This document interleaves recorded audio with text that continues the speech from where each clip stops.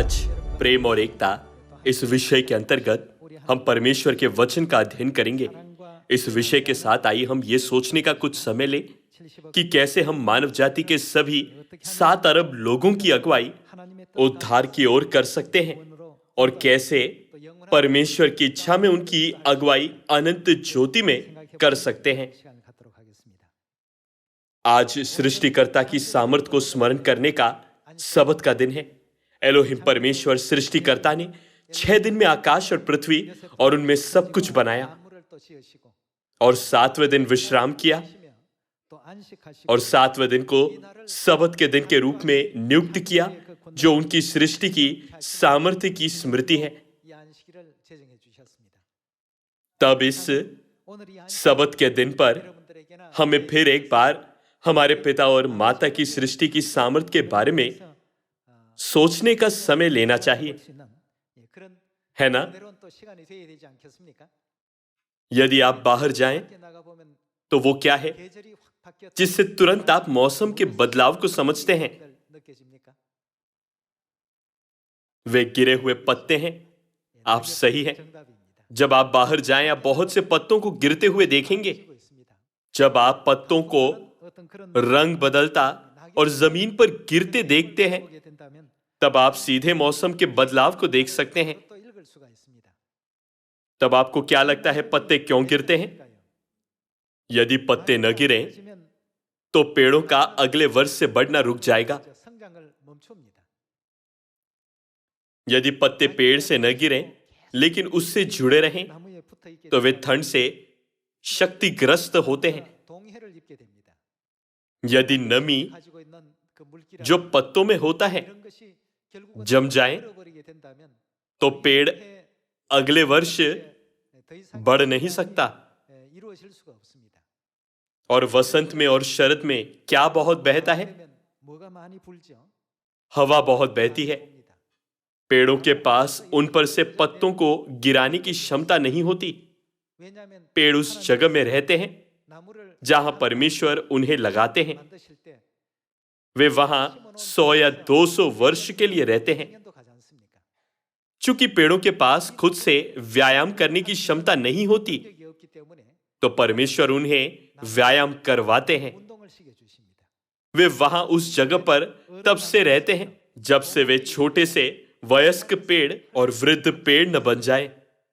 क्या आपको लगता है कि हमारे दयालु परमेश्वर पेड़ों को सिर्फ एक कठिन और रहमदिल जीवन जीने देते हैं? परमेश्वर हवा को बहने देते हैं ताकि वे व्यायाम कर सकें। यदि पत्ते पेड़ों पर ही जुड़े रहें तो ये पेड़ों के लिए संकटमय है। इसीलिए सर्दी आने से पहले पत्तों को हिलाया जाना चाहिए, लेकिन पेड़ उन्हें हिलाने में सक्षम नहीं है। इसीलिए परमेश्वर उनकी मदद करते हैं। परमेश्वर डालियों से पत्तों को हिलाने के लिए हवा भेजते हैं। इसलिए जब बाहर हवा चलती है तो दुखी या क्रोधित न हो जाइए। परमेश्वर की सभी सृष्टि में कारण है, उसमें कारण और अर्थ है। तो आज सबत के दिन पर जो सृष्टिकर्ता का स्मृति दिन है, आइए हम परमेश्वर की इच्छा के बारे में सोचें। पिता और माता ने हमें संसार के 7 अरब लोगों को प्रचार करने की आज्ञा दी है। वे बिना किसी कारण के हमें शिक्षा, आज्ञा या निवेदन नहीं देते।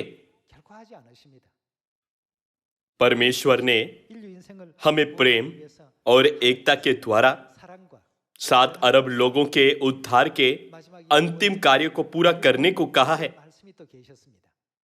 जब हम परमेश्वर की शिक्षा का पालन करते हैं तब 7 अरब लोगों के लिए सियोन में आने और परमेश्वर का शुभ संदेश सुनने का महिमामय मार्ग हमारे खुद के तरीके से नहीं, लेकिन परमेश्वर के प्रयोजन के अनुसार खुल सकता है। यहोशू के समय में परमेश्वर ने इस्राएलियों को आखिरी दिन पर यरीहो नगर के चारों ओर 7 बार घूमने और चिल्लाने को कहा। क्या हुआ जब उन्होंने परमेश्वर के कहने के अनुसार कार्य किया? यरीहो पराजित हुआ। नूह के बारे में क्या?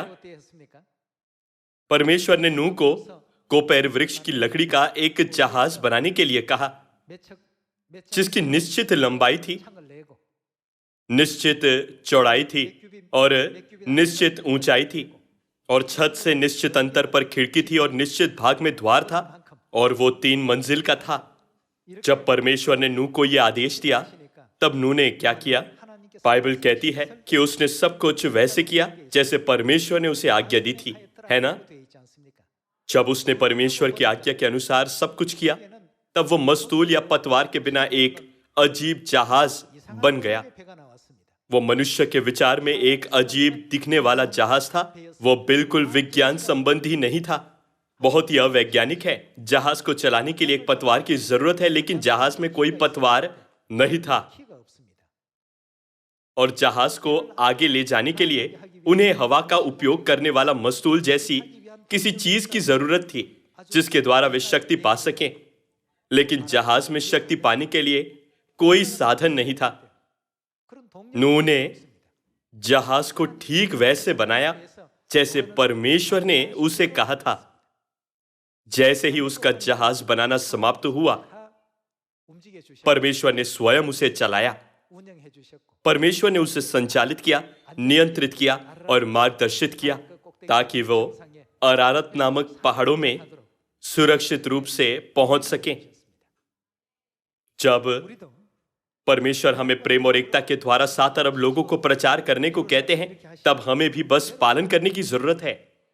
इसलिए हमें सत्य में एक दूसरे से प्रेम करके और एकता में रहकर 7 अरब लोगों को प्रचार करना पूरा करना चाहिए, जो कार्य परमेश्वर ने हमें सौंपा है।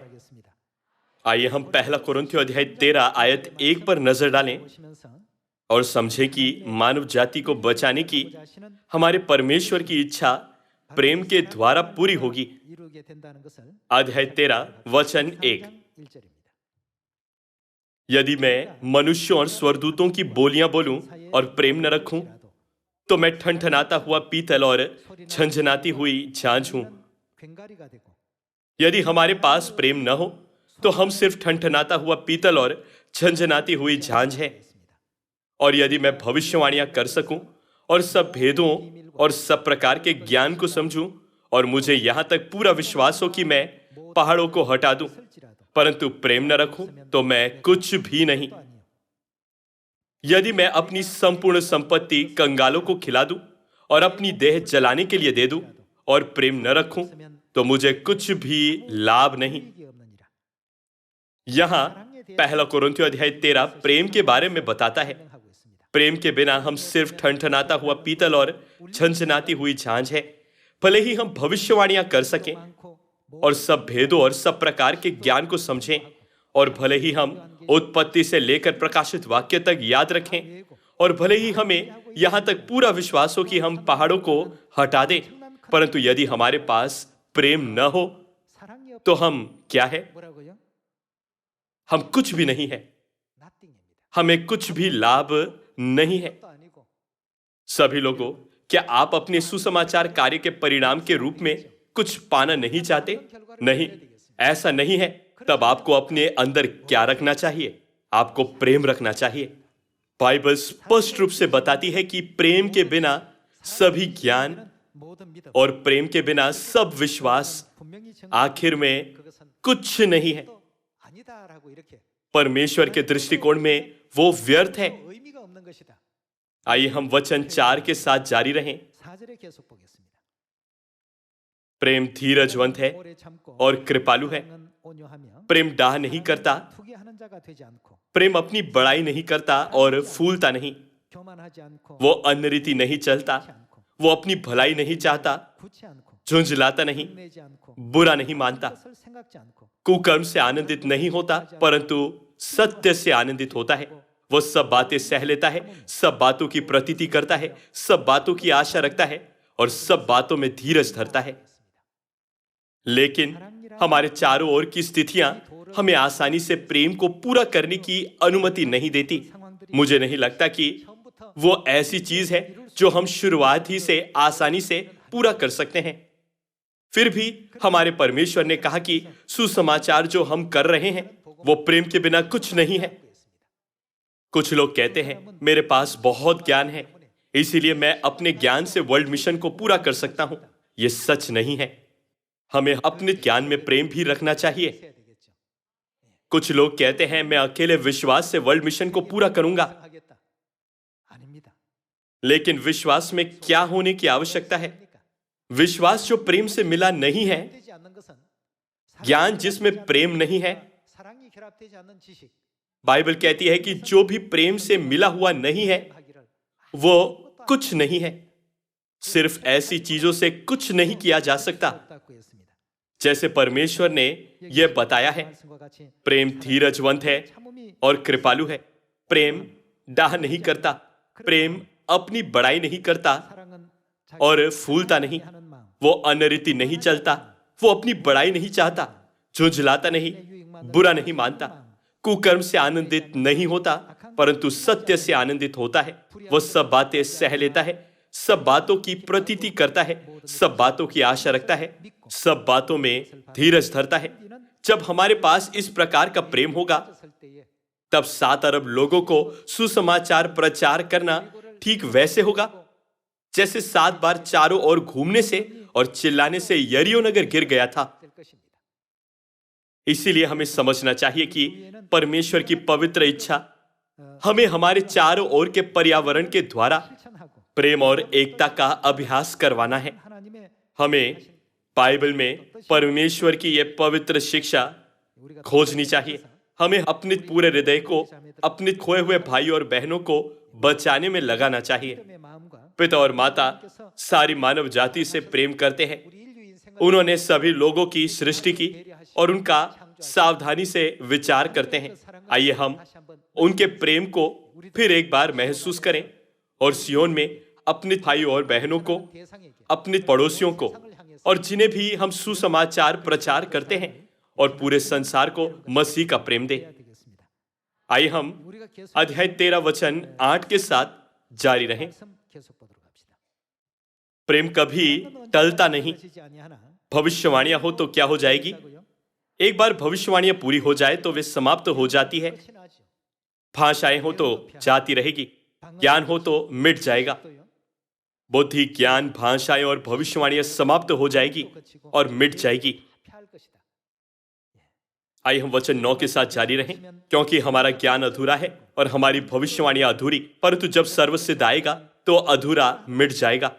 सब कुछ जो इस दुनिया में किया जाता है अधूरा है।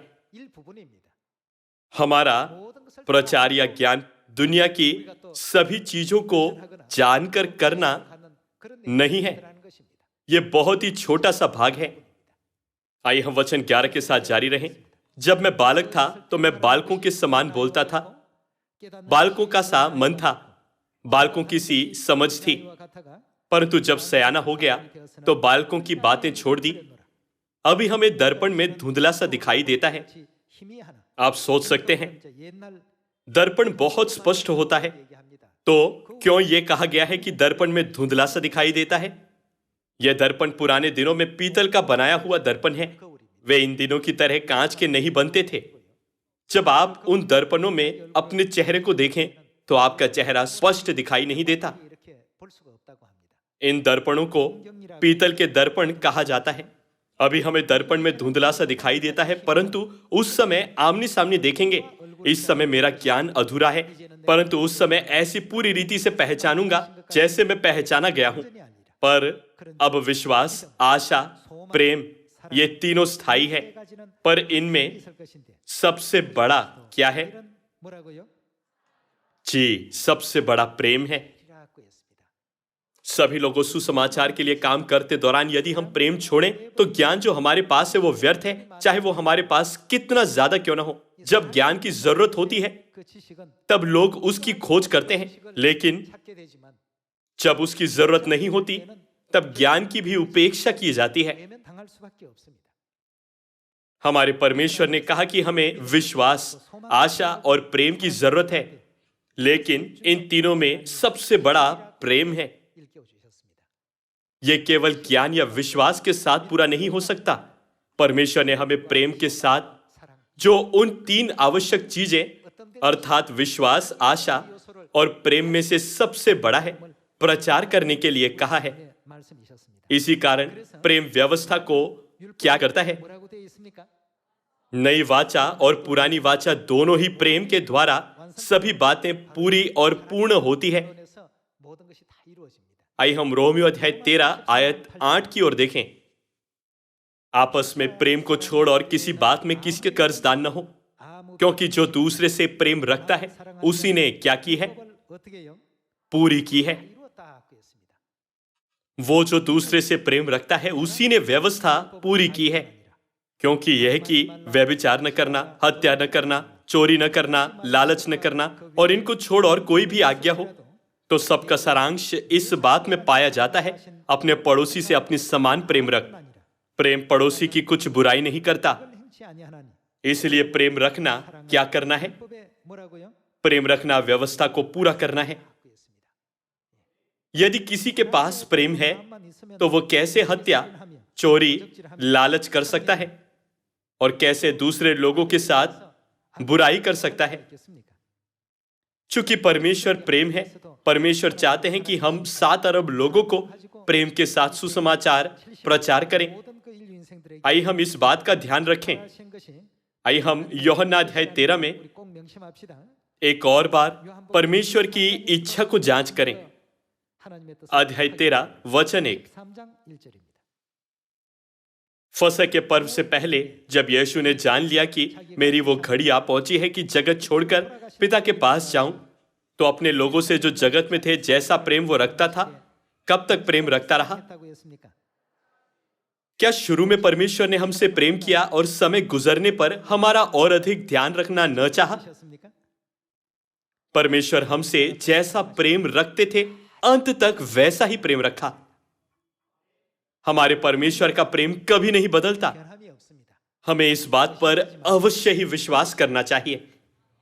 परमेश्वर का प्रेम रखते हुए हमें हर एक व्यक्ति की देखभाल करते हुए उन्हें बचाने के लिए संसार के लोगों को सुसमाचार का प्रचार करना चाहिए। हमें प्रेम के साथ उनकी अगुवाई करनी चाहिए। आइए हम 1 कोरिन्थियों अध्याय 12 आयत 12 देखें।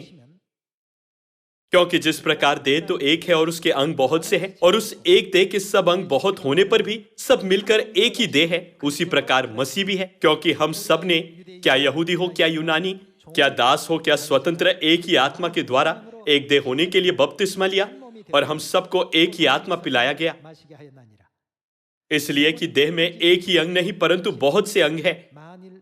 यदि पांव कहे मैं हाथ नहीं इसलिए देह का नहीं, तो क्या वे इस कारण देह का नहीं? यदि कान कहे मैं आंख नहीं इसलिए देह का नहीं, तो क्या वो इस कारण देह का नहीं है? यदि सारी देह आंख ही होती तो सुनना कहां होता, और यदि सारी देह कान ही होती तो सूंघना कहां होता? परंतु सचमुच परमेश्वर ने अंगों को अपनी इच्छा के अनुसार एक एक करके देह में रखा है। हम मसीह की देह के अंग हैं। इस तरह से देह का निर्माण करना और हमारे लिए एक जगह और निभाने के लिए भूमिका देना किसकी इच्छा है? यहां यह कहा गया है, परमेश्वर ने अंगों को अपनी इच्छा के अनुसार एक एक करके देह में रखा है। हम अपने उन्हीं स्थानों पर हैं जहां परमेश्वर हमें रखना चाहते हैं। जैसे परमेश्वर ने चाहा है हम उसी रूप में भेजे गए हैं।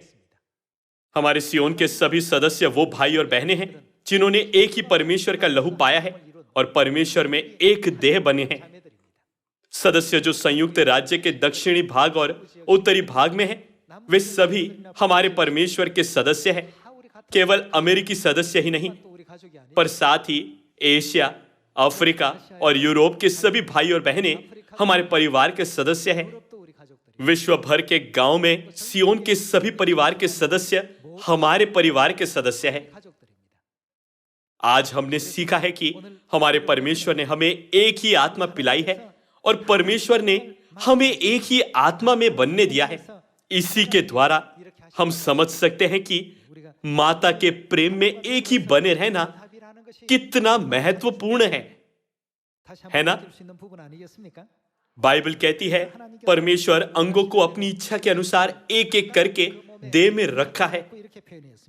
आइए हम वचन 19 के साथ जारी रहें। यदि वे सब एक ही अंग होते तो देह कहां होती? परंतु अब अंग तो बहुत से हैं परंतु देह एक ही है। आंख हाथ से नहीं कह सकती मुझे तेरी आवश्यकता नहीं, और न सिर पांव से कह सकता है मुझे तुम्हारी आवश्यकता नहीं।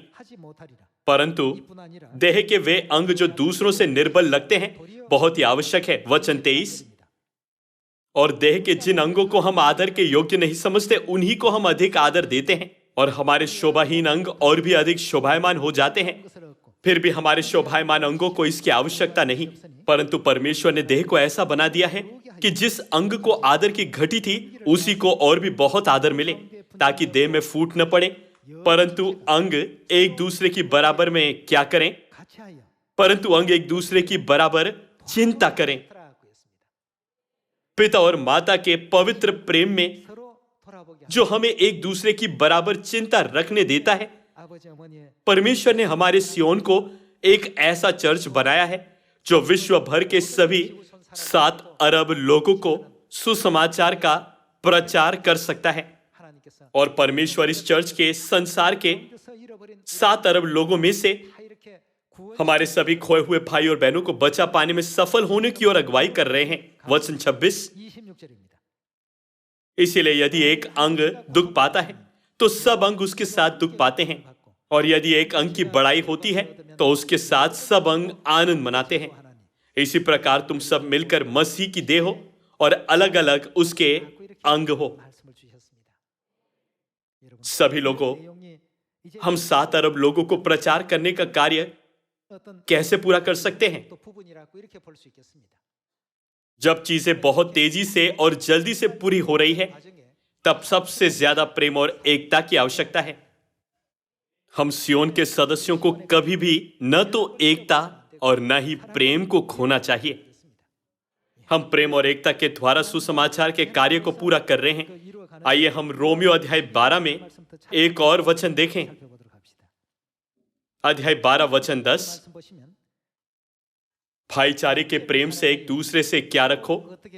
स्नेह रखो। परस्पर आदर करने में एक दूसरे से क्या?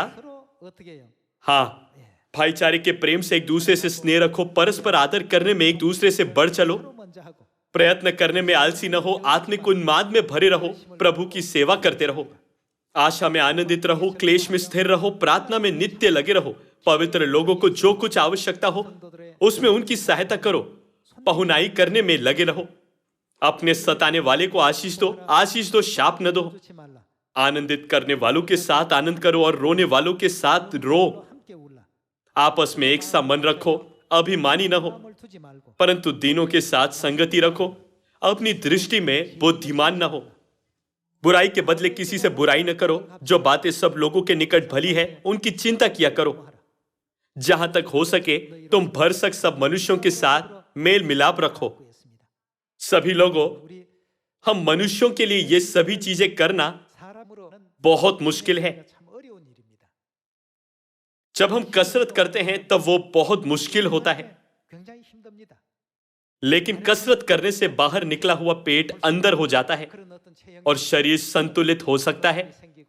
शरीर का आकार जैसे परमेश्वर ने शुरुआत में बनाया था वैसे ही सामान्य आकार की तरह बन सकता है।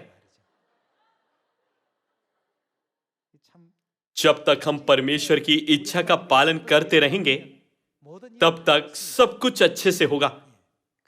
पिता और माता हमेशा हमें प्रेम और एकता में सुसमाचार को करना सिखाते हैं। वे स्वयं प्रेम और एकता में भाग लेने के उदाहरण को दिखाते हैं। स्वर्गीय राज्य के राजकुमारों के रूप में पालने के लिए परमेश्वर ने हमें यह विशेष सबक और शिक्षण दिए हैं। परमेश्वर ने कहा, जो दूसरों से प्रेम रखता है उसी ने व्यवस्था पूरी की है, और प्रेम रखना व्यवस्था को पूरा करना है। और जो कुछ करते हो प्रेम में चलो। गलातियों अध्याय 5 में परमेश्वर ने हमें प्रेम में एक दूसरे की सेवा करने के लिए कहा है, और पहला थेसलोनिके अध्याय 4 में परमेश्वर ने कहा कि वह जो परमेश्वर के द्वारा सिखाए गए हैं उन्हें अवश्य ही एक दूसरे से प्रेम करना चाहिए। जिससे हमें सिखाया गया है कि वह किसी के खुद का विचार या शिक्षा नहीं है। हमें पवित्र स्वर्ग के पिता और माता के वचनों से लगातार शिक्षित किया गया है। ऐसा करते हुए जब हम स्वर्ग के राज्य में प्रवेश करेंगे और जब पिता और माता हमें उस स्वर्ग के राजपदधारी याजक के रूप में 10 शहरों या 100 शहरों पर अधिकार करने के लिए कहेंगे, तब आइए हम उनकी पवित्र इच्छा को निभा पाने में सक्षम हो सकें। अब आइए हम अधिक लोगों को सुसमाचार प्रचार करें, ताकि हम उन लोगों को जो बिना किसी आशा के जी रहे हैं आनंद और आशा दे सकें और उनके साथ परमेश्वर का प्रेम अधिक बांट सकें। ये आशा करते हुए मैं आज का उपदेश समाप्त करना चाहता हूं। आपका बहुत बहुत धन्यवाद।